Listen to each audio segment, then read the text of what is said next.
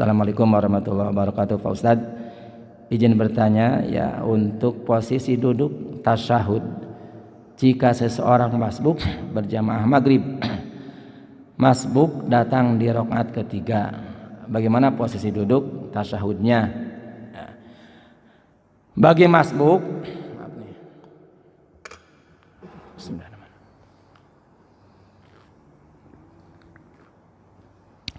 lagi terganggu pita suara nih, masuk angin. Bagi masbuk yang posisi imam dan makmum pas rakaat terakhir, posisi duduknya si masbuk itu seperti tasyahud awal, rakaat pertama. Jadi bukan tasyahud akhir, tasyahud awal.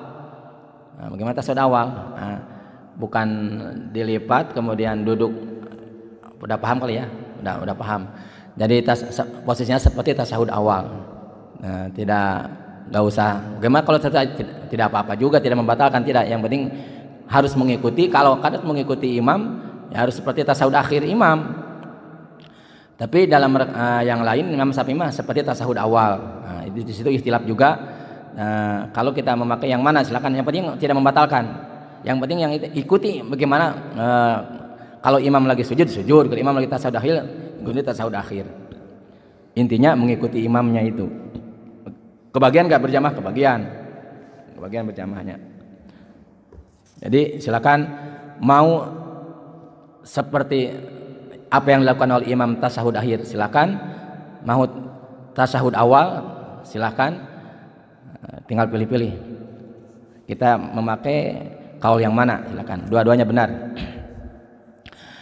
Assalamualaikum warahmatullahi wabarakatuh. Izin bertanya, ya. Pertanyaannya satu, apakah hukumnya seorang yang fasih baca Qur'annya bermakmum kepada orang imam yang bacaan Qur'annya tidak tartil dan atau tidak fasih? Tidak sah. Jadi salah satu sahnya berjamaah itu adalah apabila maka si imam itu harus aqra'ukum atau afsahukum, orang yang paling fasih di antara kalian. Nah, jadi memakai fi'il tabdil yang lebih gitu. Jadi apabila si makmum lebih fasih dibanding imam, tidak sah berjamaahnya si yang fasih itu. Wah, orang yang fasih membaca Al-Quran bermakmum kepada imam yang tidak fasih atau kurang fasih, tidak sah. Terutama yang lahan itu kesalahan. Dalam ilmu tajwid itu ada al-lahnu, kesalahan itu ada dua. Ada kesalahan besar disebut lahan jali, ada kesalahan kecil disebut lahan khafi. Lahan jali itu adalah yang dengan dibacanya itu tagoyar maknahu, berubah maknanya. Nah, lahan jali. Jangankan orang yang masyhur membaca Al-Quran, orang awam juga, bahkan dia juga kalau disuruh baca itu belepotan. Bisa menyalahkan, wah itu salah bacanya nih, padahal dia belum tentu benar dia juga. Nah, jangankan orang yang masyhur benar baca Al-Qur'annya, orang yang awam juga menyalahkan bahwa itu bacaan salah. Itulah jali, ketahuan oleh orang lain gitu. Semestinya dipanjangin malah dipendekin, atau sebaliknya yang dipendekin malah dipanjangin. Nah, kemudian a dengan a ketukar. Nah, itu ada tagoyar bil makna, merubah makna, lahan jali. Kalau lahan khafi, nah mendingan. Lahan khafi itu kesalahan yang tidak merubah makna. Contohnya di dalam Al-Quran itu, dalam ilmu tajwid itu didominan oleh mad dan al-gunnah. Nah, digunah ini dengung. Semestinya didengungkan, ini tidak didengungkan. Tidak didengungkan. Berubah makna gak? Tidak. Nah, tapi tetap aja lahan salah disebutnya. Nah, kalau kesalahan khafi, sah berjamaahnya bagi orang yang fasih. Jadi bagaimana Jadi salah satu syaratnya itu tidak boleh si makmum lebih fasih dibanding imam. Kemudian bagaimana kalau dua-duanya antara si imam dan makmum tidak fasih semuanya? Sah itu mah. Jadi tidak boleh si makmum berjamaah terhadap imam yang kurang fasih. Kalau makmumnya ada yang fasih. Kalau makmumnya pelok, cadel, imamnya cadel, makmumnya tidak boleh. Jadi kalau dua-duanya si imamnya pelok, si makmumnya pelok, sah itu mah berjamaahnya. Jadi kata MZ mah disebut kampung pelok semua. Kalau semua pelok gitunya. Nah, jadi kalau imamnya cadel mah jangan, cari dulu yang lain. Nah, itu kehebatan orang yang akor hukum itu, orang fasih itu, satu dia diperbolehkan jadi imam. Dua, orang yang mahir membaca Al-Quran boleh diiri. Irinya sama si itu tuh bagus baca Al-Qurannya itu.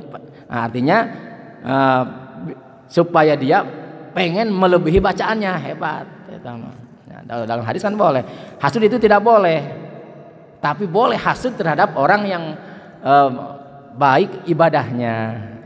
Orang yang baik membaca Al-Qurannya, boleh itu mah iri terhadap itu. Selain itu nggak boleh. Iri orang rajin berjamaah itu iri, bagus.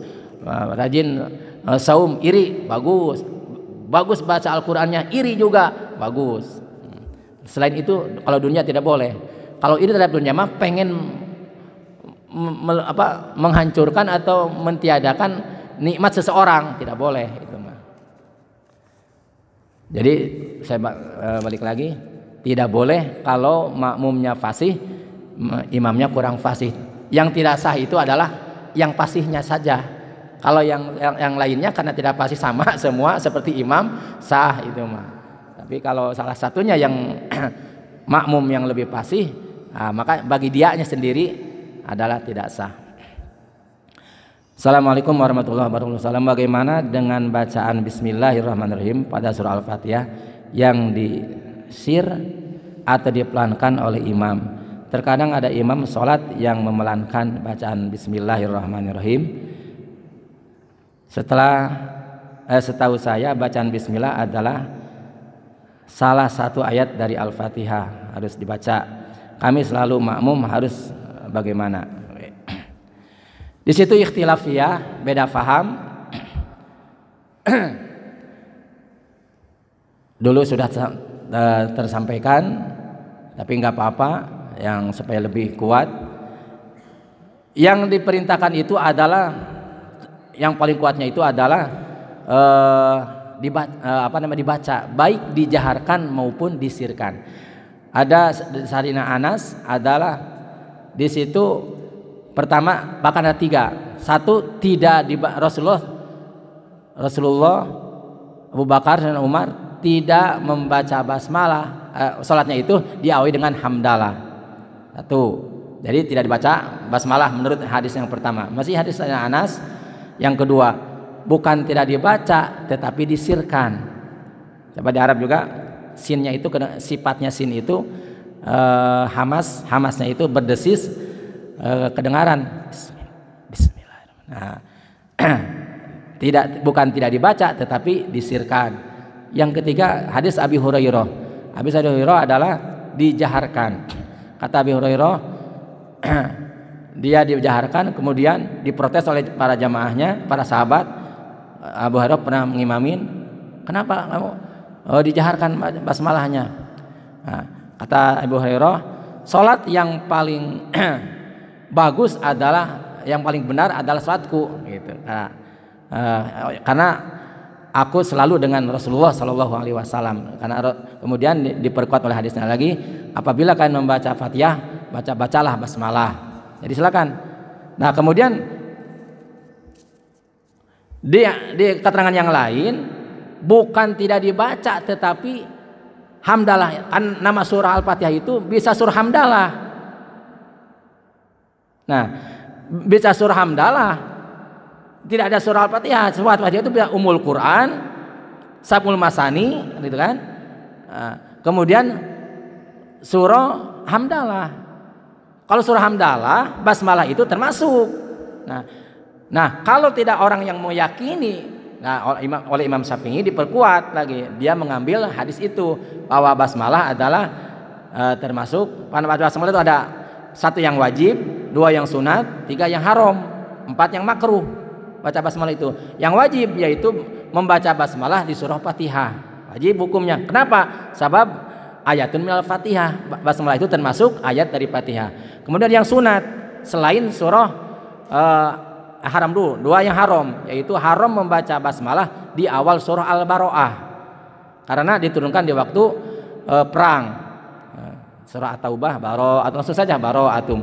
Yang ketiga yang sunat, yaitu membaca basmalah selain Al-Fatihah dan selain Al-Baro'ah. Yang keempat makruh, yaitu pendapat hampir sama dengan yang diharamkan, yaitu di surah At-Taubah.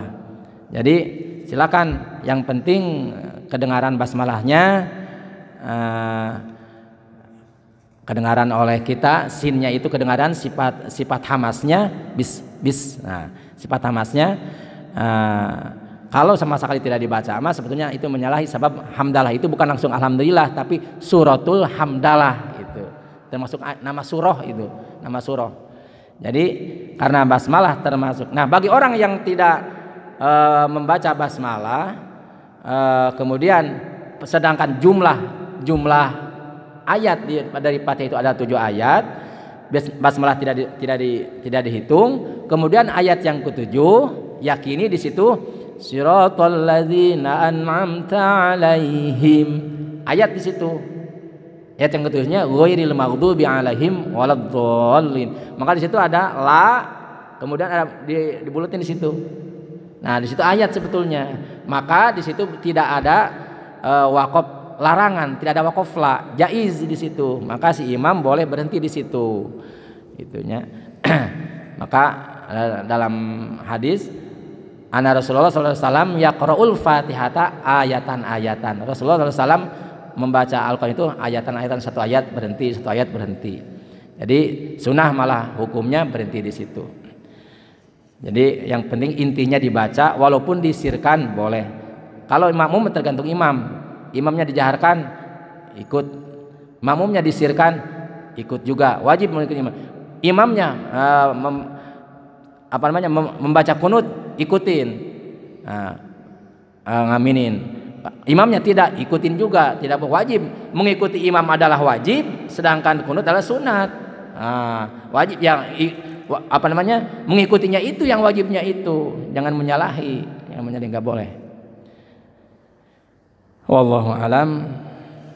Karena waktunya sudah habis, kita tutup dengan doa, mudah-mudahan ada manfaatnya, dan sehingga jadi bagaimana mempraktekkan berjamaah kita yang sesuai dengan tuntunan Rasulullah sallallahu alaihi wasallam. Rabbin fa'na bima 'allamtana.